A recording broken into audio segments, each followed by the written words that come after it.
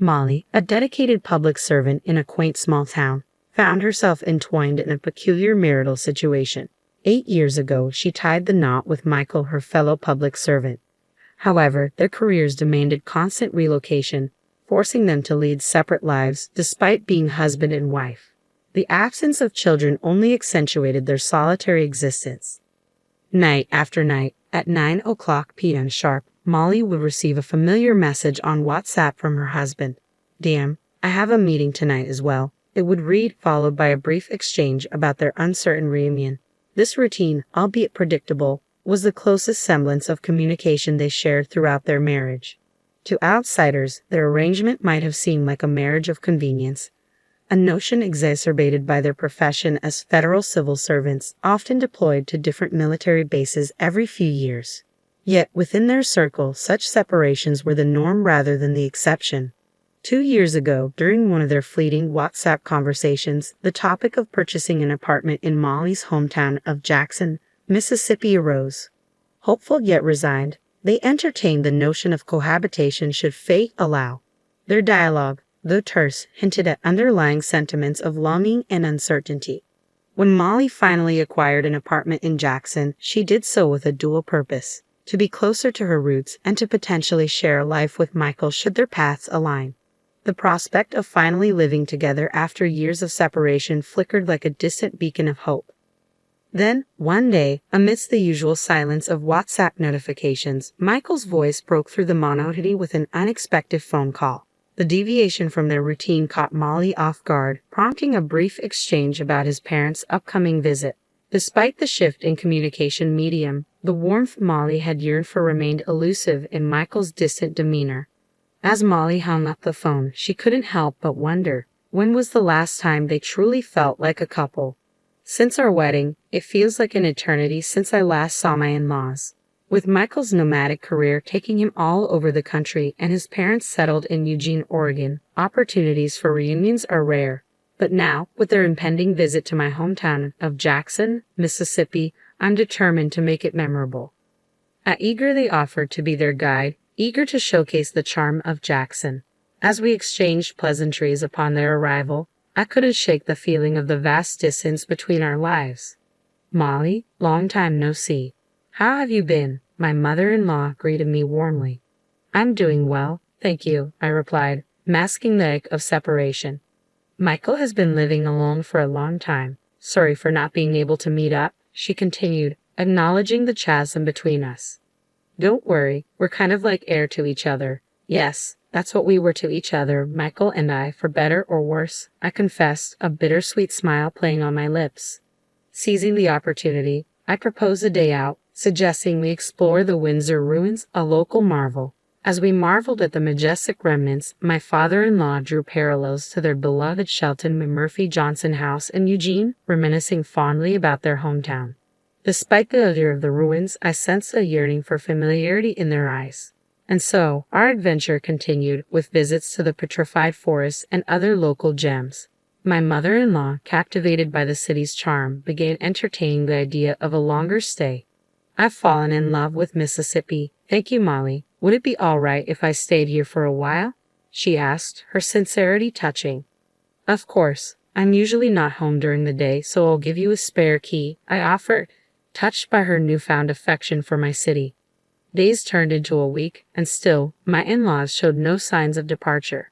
Faced with their reluctance to leave, I mustered the courage to make a proposition.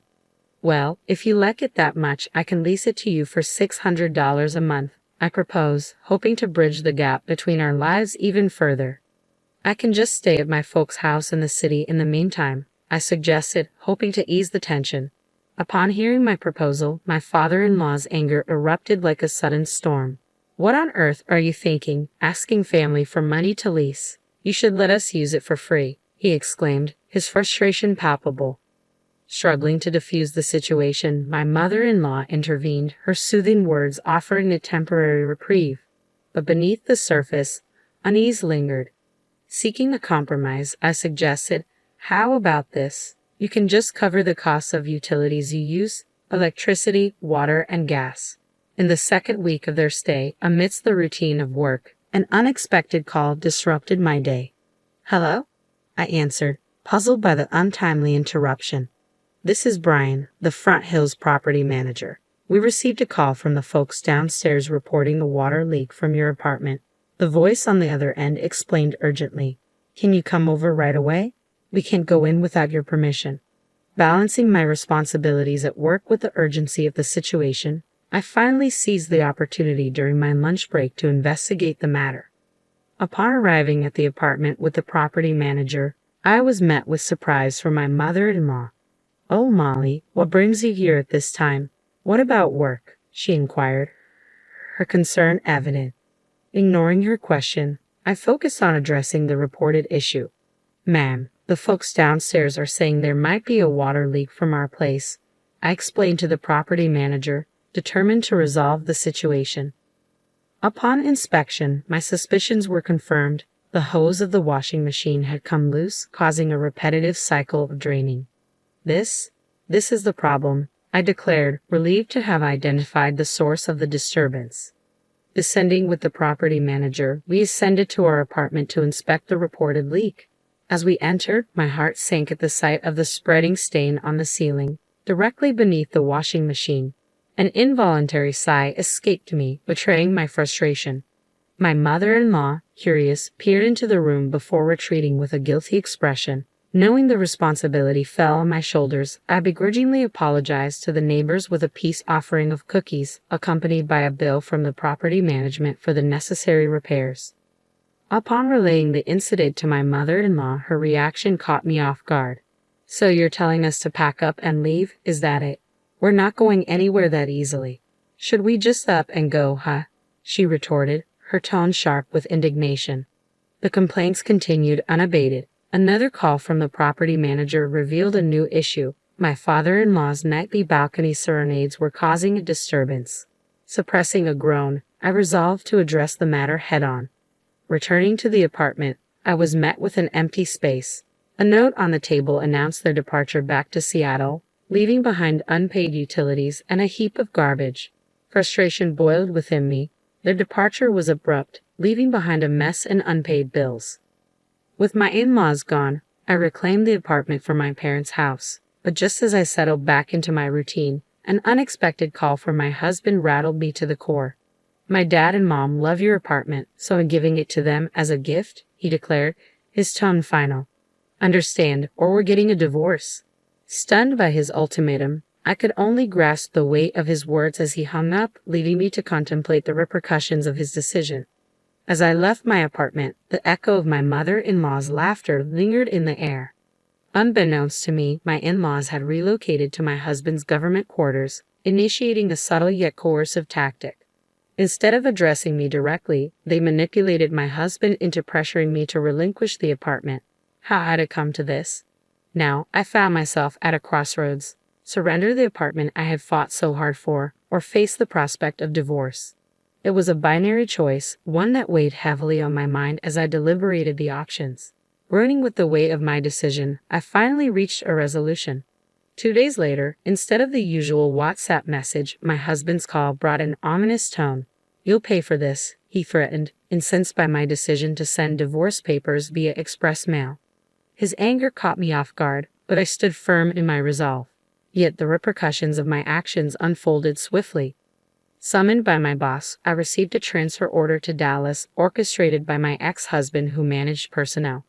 Frustration bubbled within me, but amidst the chaos, one question persisted. What about my apartment? Should I succumb to pressure and rent it to my ex's parents? Seeking clarity, I sought counsel from the legal affairs department at work. Their verdict was clear. With no ties to my ex-husband, I had no obligation to accommodate his parents either. The solution was simple: rent out the apartment as a landlord. Empowered by this revelation, I contacted my in-laws, who had returned to Portland, and proposed renting out the apartment upon my transfer. To my surprise, they readily agreed, their interest in the apartment outweighing any notion of harassment. In this unexpected turn of events, I found solace in reclaiming control over my life and property. I proposed a monthly rent of $700, inclusive of utility bills and repair costs from their last stay. Surprisingly, my in-laws accepted the condition without complaint. As I juggled my duties in Dallas, I also dedicated myself to studying for the internal selection examination. a pivotal step towards advancing to the highest echelons among senior military officers. The ultimate goal was to qualify for the Command Staff Course, a rigorous training program for unit commanders. My desire to surpass my ex-husband in rank and position fueled my determination. Against all odds, I triumphed over this formidable obstacle, securing admission to the Command Staff Course in one attempt. With a triumphant spirit, I declared to myself, "Watch this, Michael. The real revenge starts now."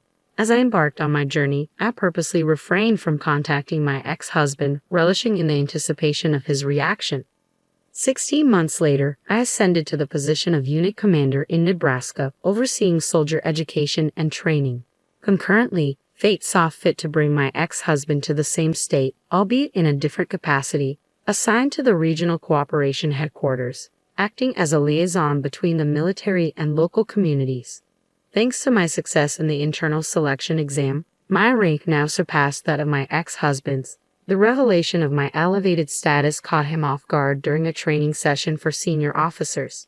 "Why are you wearing a higher rank insignia than mine?" he demanded, his voice betraying a mix of surprise and indignation. His outburst drew the attention of those around us, leaving them puzzled by the sudden tension between us. As I observed my ex-husband's arrival, a wave of emotions surged within me, but I chose to maintain a composed exterior. Deep down, I harbored a sense of relief, realizing that I was no longer entangled with someone of such low character.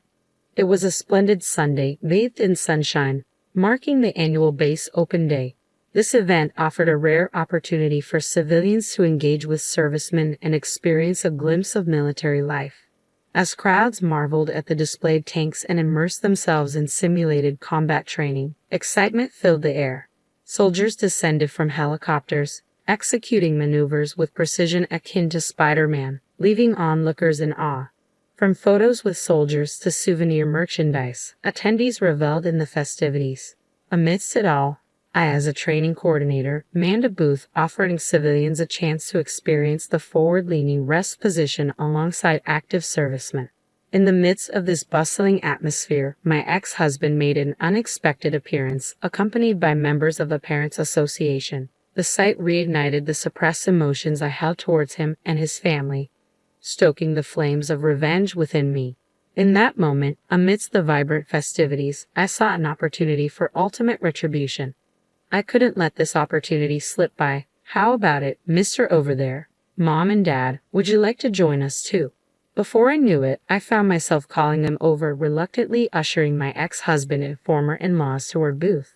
With a determined yet subtle forcefulness, I fitted my ex-husband with an iron helmet and positioned him amongst the other servicemen.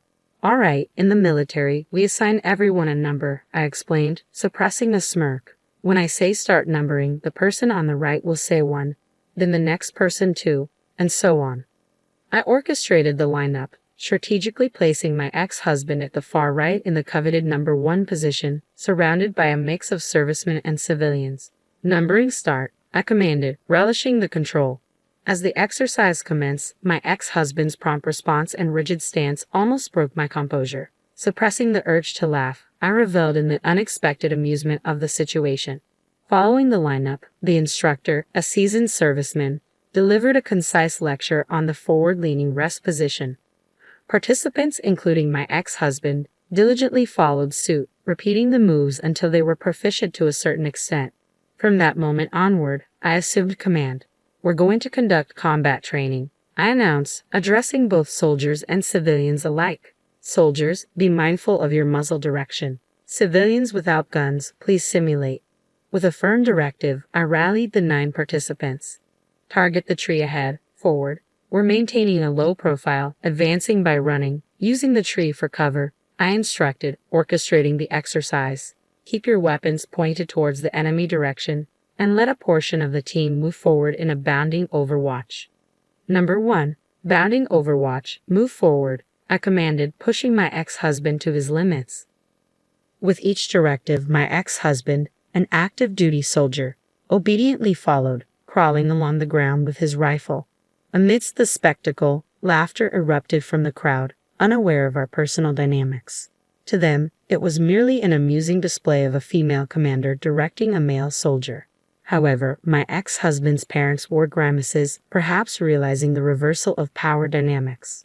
In the hierarchical world of the military, my ex-husband had always asserted dominance, both at work and in private. Yet fueled by frustration, I undertook and aced the selection exam, turning the tables. Refreshed by the experience of asserting my authority, particularly in front of my ex-in-laws who had once looked down on me, I reveled in my newfound confidence. Days later, my ex-in-laws expressed a desire to move out, freeing me to commute from my own apartment, a symbolic victory.